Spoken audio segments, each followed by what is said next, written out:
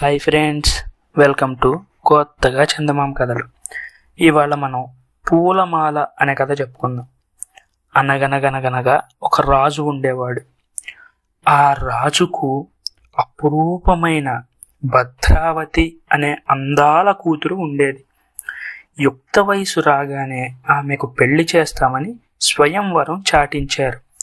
దేశ దేశాల నుంచి అనేక మంది రాజకుమారులు వచ్చారు.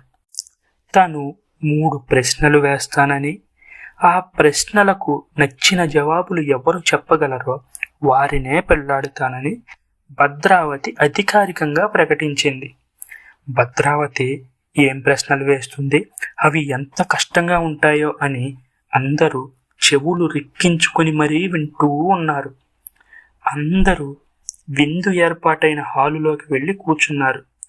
అందరూ పక్క పక్కన ఒక 3-4 వరుసలో కూర్చున్నారన్నమాట. అంతమంది వచ్చారు స్వయంవరానికి. రాజకుమారి కూడా అక్కడికి వెళ్ళి ఉచితాసనం అలంకరించింది.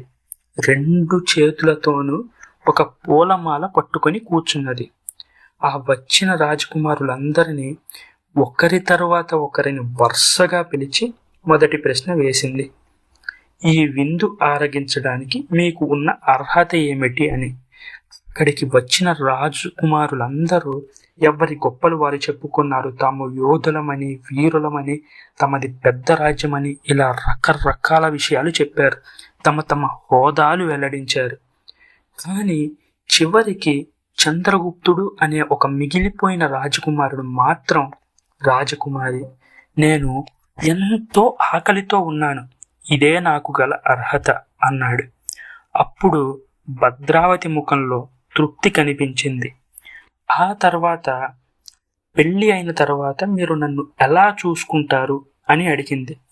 ఇందుకు వారిలో కొందరు నిన్ను దేవతలా పూజిస్తాం అని మెచ్చుకున్నారు. యజమానిగా ఏలుకోమని అన్నారు మరికొందరు. జీవితాంతం నీకు గులాముగా పడి ఉంటామని మాట ఇచ్చారు ఇంకొందరు. ఎప్పట్లాగే చివరికి చంద్రగుప్తుడు నిన్ను ఒక ప్రాణమిత్రుడిగా, నీవే నేను, నేనే నీవుగా ఎంచుకుంటాను అని చెప్పాడు. ఈ మాటకి భద్రావతి ముఖం మళ్ళీ వికసించింది. ఇక భద్రావతి చిట్ట చివరిది, ఎంతో ముఖ్యమైనది అయిన 3వ ప్రశ్న కూడా అడిగింది. సరే, మిమ్మల్ని పెళ్లాడితే నాకు మీరు ఏమిస్తారు అని అడిగింది. ఈ ప్రశ్నకి రాజకుమారులందరూ పోటీపడి, చంద్రహారం ఇస్తానని ఒకరు, నా రాజ్యమంతా నీదే అని మరికొందరు, నా సర్వస్వం నీదే అని ఇంకొందరు, నా ప్రాణాలు ఇస్తానని మరికొందరు, నువ్వు ఏం కోరుకుంటే అదే ఇస్తాను అని అందరూ ఇష్టం వచ్చినట్లుగా తమకు అనిపించింది చెప్పారు. కానీ చంద్రగుప్తుడు చివరిలో ఒకే ఒక్క మాటలో నా హృదయాన్ని నీకు ఇస్తాను అన్నాడు. ఆమె చేతులలో ఉన్న పూలమాల అప్రయత్నంగా చంద్రగుప్తుడి మెడలో పడింది. చంద్రగుప్తుడు ఎంతో ఆనందించాడు.